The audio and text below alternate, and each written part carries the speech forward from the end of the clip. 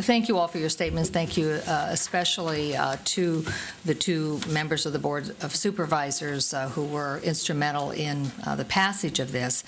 I appreciate particularly, Chairman Stewart, your focusing on the issues that we're concerned about here. I must say, Mr. Stirrup, you and I might want to have a debate someplace under other circumstances about proper immigration policy, but that is not our interest here. Our interest here today is, in fact, the civil rights implications of the actions taken by the board. And I will say that in looking at the wording of the resolution, at least the whereases, I was a little bit reminded of the childhood tale of Alice in Wonderland and the Red Queen, who, as I recall, said, off with their heads, sentence first, verdict later. And I say that because of the whereas that I mentioned earlier today.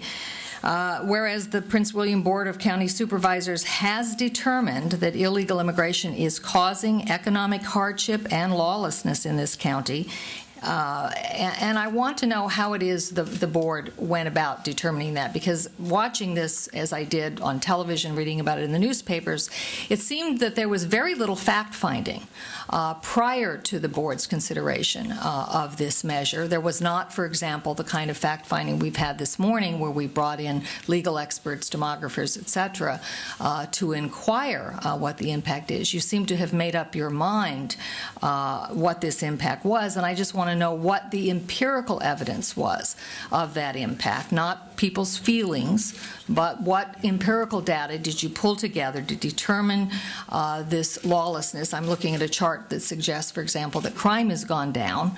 If you look at the unemployment figures in the county of Prince William, it's about 2.5%. Last I checked, that's pretty low. It's below what economists normally consider full employment. So I'm trying to figure out where your fact basis was, and was it the facts that were motivating you, or was it something else?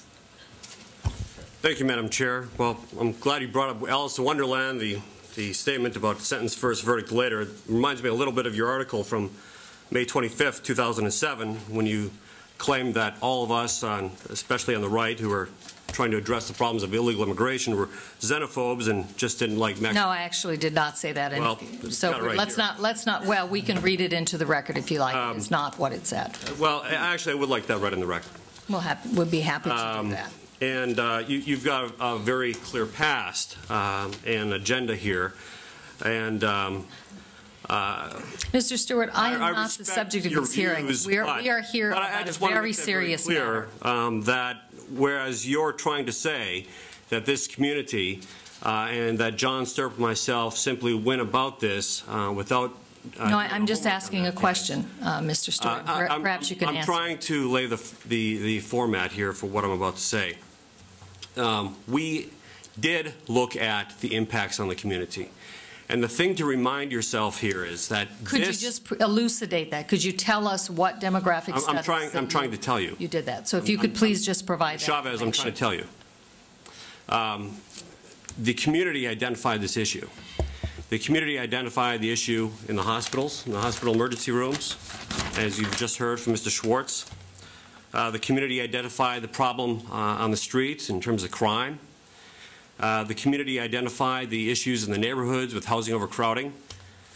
So in other words, we have anecdotal evidence that was presented to the board. And as a result of that, Mr. Stirrup, myself, and others on the board did, in fact, take a look at the issue to see whether we have a problem with illegal immigration.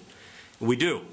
We know from Immigration and Customs Enforcement that up to 1/3 of all the gang members in Northern Virginia are, in fact, illegal aliens.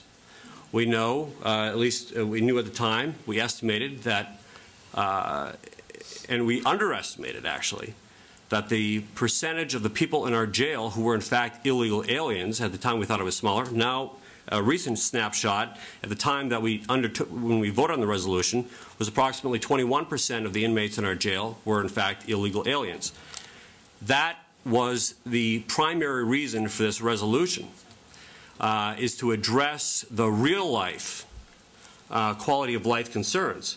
And I would say this. Now, how do you value or quantify the lives of Juan Manuel Guevara, Rosario. I'm just curious. What are you trying to say here? I'm just curious whether or not they were also illegal aliens. We have heard some testimony today that illegal aliens are victims of crime as well as perpetrators. I don't disagree with you on that. Let me ask one other question, because you have placed a tremendous amount of emphasis on legal versus illegal immigration, and Mr. Stewart did the same thing.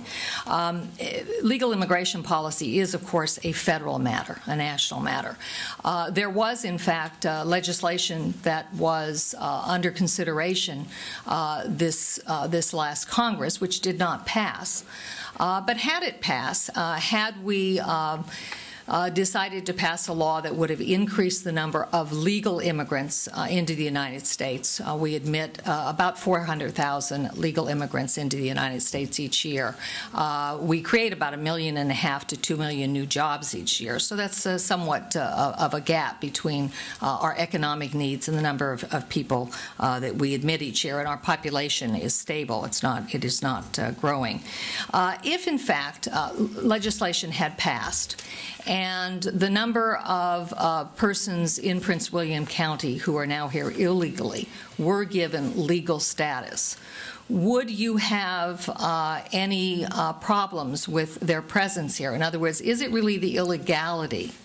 And if they were to become tomorrow legal residents, would that in any way change their impact on the economy? Would it in any way change their impact in terms of the use of the hospitals or their participation either as victims or perpetrators of crime? How would that change? And how would that change your actions? The fundamental purpose of this resolution is to remove the bad guys, to remove the people who are here illegally and commit crimes. The fact is that if Congress had passed a broad amnesty and the people were no longer, that commit the crimes, were no longer illegal, we wouldn't be able to use federal immigration law to remove them from the community. Actually, wouldn't have been eligible to be legal residents. But the point is that we are using federal immigration law as a tool to remove bad guys from our community.